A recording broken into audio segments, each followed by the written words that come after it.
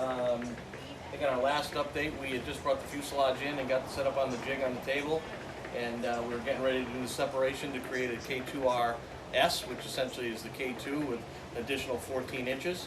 So if you look at the table now, you can see that we've cut the fuselage between the I and J members and pushed the tail back 14 inches. We're getting ready to rejig the longerons back into place. We had to call in some help from our international community of friends. Big shout out to Steph in Belgium for all the assistance with the geometry on how these scarves get put back together. And so on the next episode, hopefully what you're going to see is these longerons all tied back into place and new skin on the fuselage, and at that point we'll be ready to turn it over or insulate and sheathe the inside and get the landing gear back on it.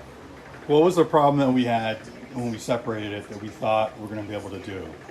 So we thought that we were simply going to be able to scarf joint between these two verticals, slide it back and tie it in, but the geometry is such that when you pull it back and you add an additional bay, 14 inches specifically, you end up with different angles for the tail from the eye joint all the way back to the rudder. So we have to take out these braces, and rework essentially the width of the tail from the eye joint back to recreate the taper so that it's a nice smooth flat surface down both sides from the rear spar back.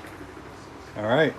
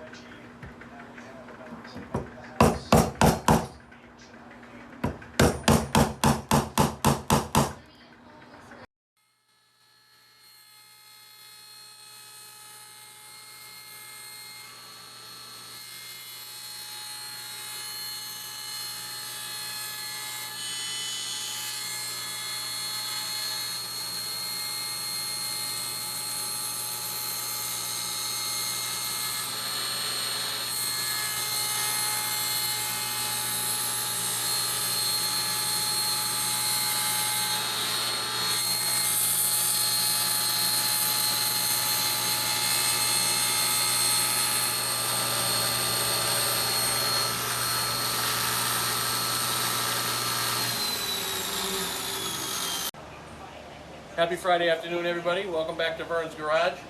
We updated you yesterday. We were explaining how we're getting ready to scarf in the 14-inch extension. And Brett, if you zoom in here, we spent the day getting the tail lined back up, and we cut these splice blocks and have everything clamped in on both sides. So the next step is to get a little wax paper under there and get these all glued up.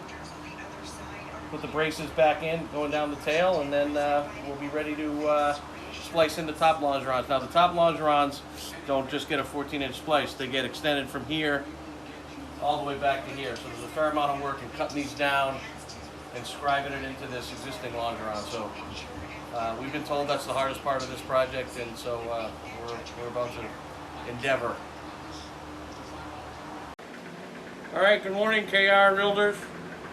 This morning we were endeavoring on our first epoxy mix, T88. We're going to go ahead and glue in the scarf on the upper longerons. Wish us luck. And you see we get the wood prepared, ready to go. A3.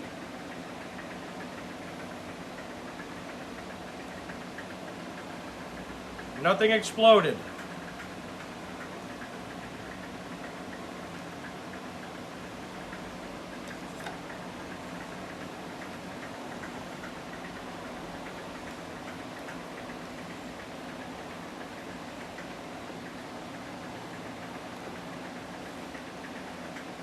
Getting sticky.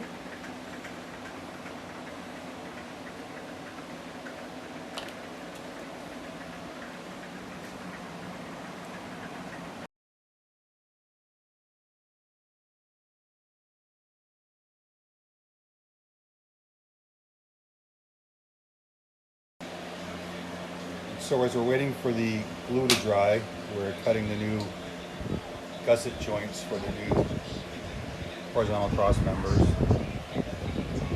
So one there. Need 18 for one side.